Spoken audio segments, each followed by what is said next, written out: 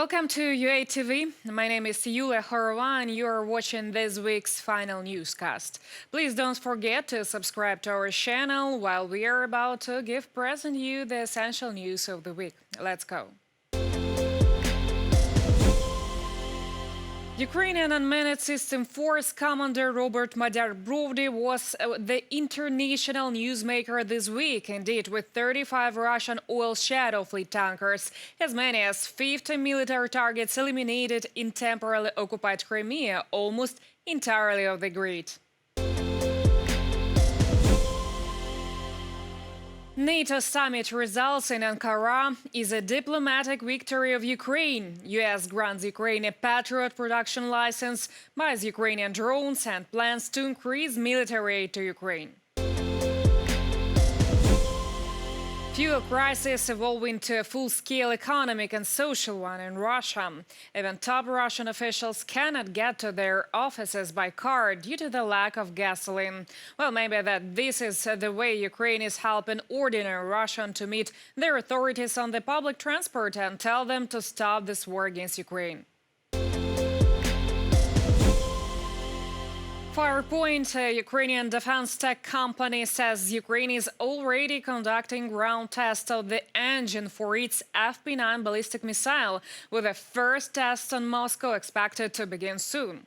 The announcement was made by its co-owner and chief designer of Firepoint LLC, Denis Shtillerman, in an interview with Pressin.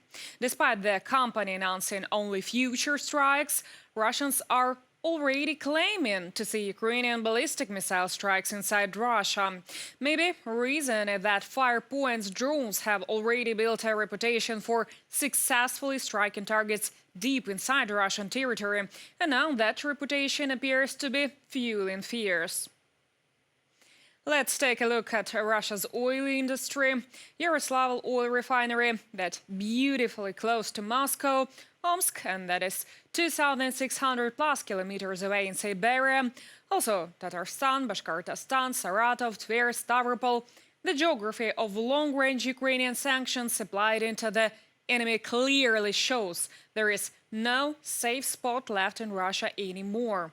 The Kremlin shows it and it forced to ban diesel exports. Again, it is not a Russian deliberate decision, but a Ukrainian one forced upon them. Imagine that, the state that for years has strangled Ukraine, blocking our ports, is now itself imposing export restriction on its own fuel.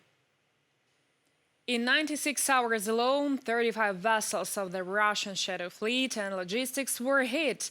Here in a daily pattern breakdown for you.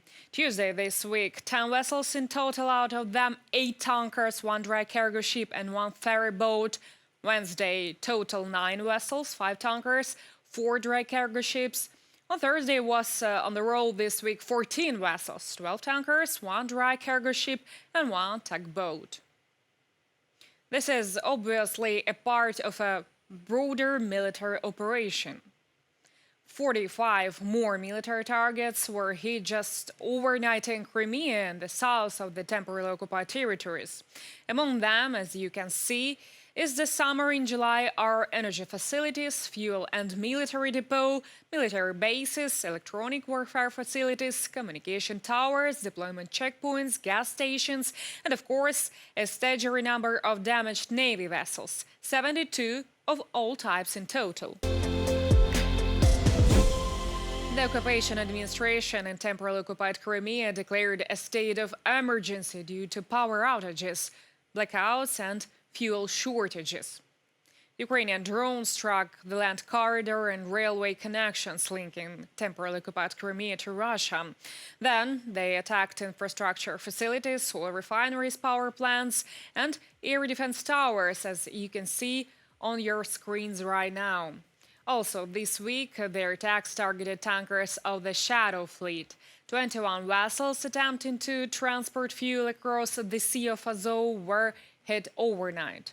As a result, Russia urgently stops all shipping through the canal that connects the Don River with the Sea of Azov. Also on hold in the passage through the Kerch Strait. All that because of Ukrainian drone attacks, but no doubt more to come. As Ukrainian Defense Minister Mikhailo Fedorov said, I quote, Crimea is being isolated with the help of drones. In the near future, the peninsula will become an island. For Russians, their real hell is just beginning.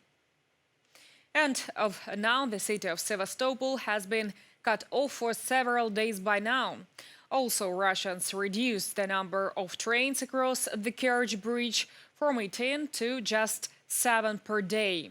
If for some that might sound triggering, they should remind themselves Crimea is Ukraine. So it is quite fair Ukraine decides how many trains go in and out. Now to more victories, this time internationally. Let's be honest, everyone loves winners. And so Volodymyr Zelensky's trip to Ankara for the NATO summit was expected to be a successful one. The alliance had planned to announce pre-existing decisions on funding for Ukraine's armed forces and were just waiting for the official event to do so. But something far greater happened. The package even includes measures to integrate Ukraine further into NATO. In general, in terms of NATO, everything went well, just as predicted. But in the terms of the US, Ukraine received more than it could have hoped for. The meeting with Donald Trump demonstrated that the American president is increasingly leaning towards supporting Kyiv. And for one simple and obvious reason, Ukraine is winning on the battlefield, and Trump also likes to bet on winners. This was evident in both the US president's actions and his decisions, perhaps the most important of which was the political agreement to grant Ukraine a license to manufacture interceptor missiles for Patriot systems.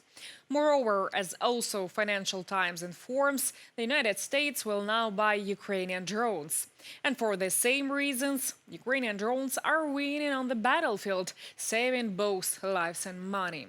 It looks like a win-win for all parties involved. And we already see each other as reliable partners, and it would be only natural to become a part of one common security community. The fact is that we will remain next to the source of the problem, Russia, for a long time. Ukraine in NATO is a source of extraordinary defensive capability.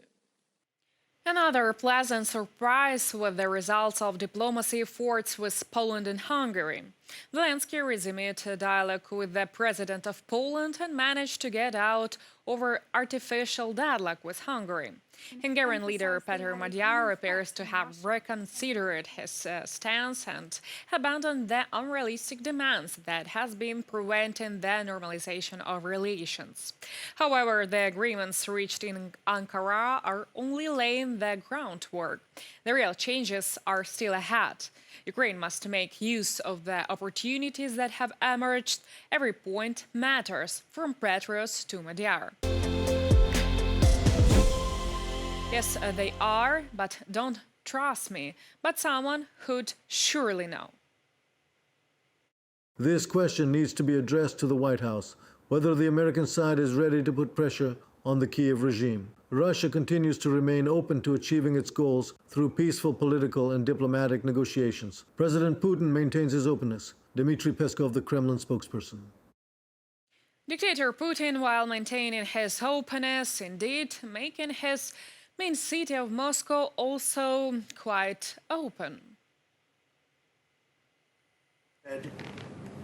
I would love to meet in Moscow. And I said, I don't think, I have to put myself in his position. I don't know that he'd go to Moscow. Maybe he would. Would you go to Moscow? It's difficult. There are a lot of Ukrainian drones there. That's right.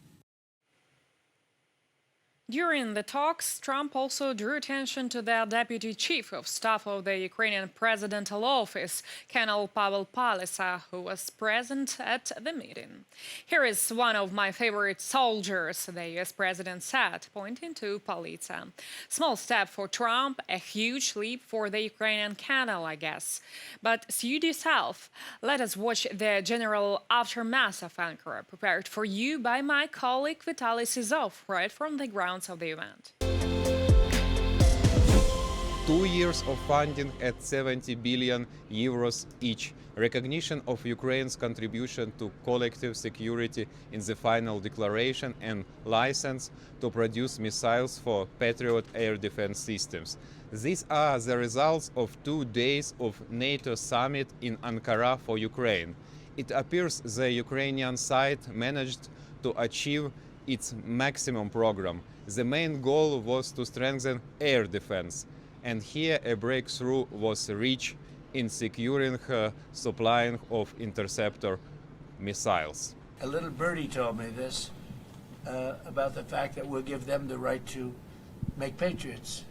We'll show them how to do it. It's very complex, actually, but it's you'll figure out the complexity quickly. And we're talking about that, and the company that makes them.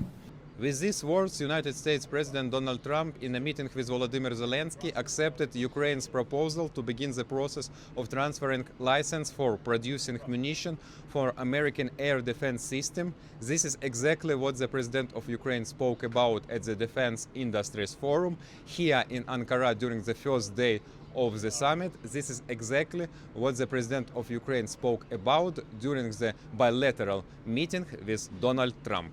Air defense is the priority. The second point about negotiations. I think, yes, we understand what to do. Is our estimation what to do, how to bring peace, and I hope that we will do. I'm sure that you will do everything to stop this war. Yeah, and I'm very happy that our side began to work on Trump deal, and it's very good beginning. NATO Secretary General Mark Rutte made clear that the discussion now extends beyond transferring Patriot missiles license. It also involves localizing other American equipment production in Europe. According to him, corresponding agreements have already been reached between American and European companies.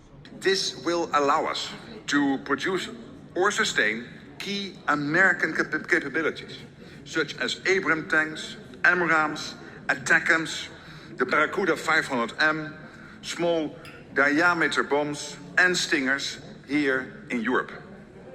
I think this is big news and demonstration of NATO's signature transatlantic unity in delivering key capabilities for our joint security. We can do more when we do it together, and we must do more of it. The summit's final declaration includes a commitment to provide Ukraine with 70 billion euros in aid this year and an equivalent amount next year. Ukraine's partners are declaring their readiness to continue support and increase pressure on Moscow. We need to help Ukraine even more, put more pressure on Russia, and ensure that the only right winner of this war, of course, will be Ukraine. I think everybody knows that it's difficult times, and therefore our unity and our willingness to stand together in this world is maybe more important than ever seen before. 2 days of the summit in Ankara showed that despite some internal disagreements within the alliance, Ukraine continues to secure concrete results, not promises, but license, funding and recognition on paper. Vitaly Azov, Ruslan Kuzgo for UATV from Ankara. Military cooperation between Russia and China is way deeper than was publicly known. This was reported on Thursday, July 9th, in a joint investigation by the Insider, Der Spiegel, and Le Monde, citing documents on secret negotiations. The PRC offered Moscow a number of technological developments in the field of loitering munitions, air and missile defense, as well as artificial intelligence, so that Russia could test these technologies in Ukraine under real combat conditions and share the test results with Beijing. In addition, China involved the Russian Federation in a program to counter Elon Musk's Starlink satellite system through legal and diplomatic means, as well as through the direct destruction of that satellites. The German Foreign Minister Johann Wadephul has already reacted to the publication, sharply criticizing the leadership in Beijing. China must understand that these affect the very essence of Europe's interests in the security sphere, Johann Wadephul noted. Well, we all are pretty sure China understands that it just does not care much, probably. Well, there is one thing China adamantly cares about, obviously. Is a cornered Vladimir Putin ever, in your opinion, going to turn nuclear? I hope not. I think, it's a very legitimate and direct question. And of course, I, for instance, had the foreign minister of China in Finland for dinner 2 days ago. We discussed the nuclear issue, and the Chinese are very adamant of saying, no, that will not happen.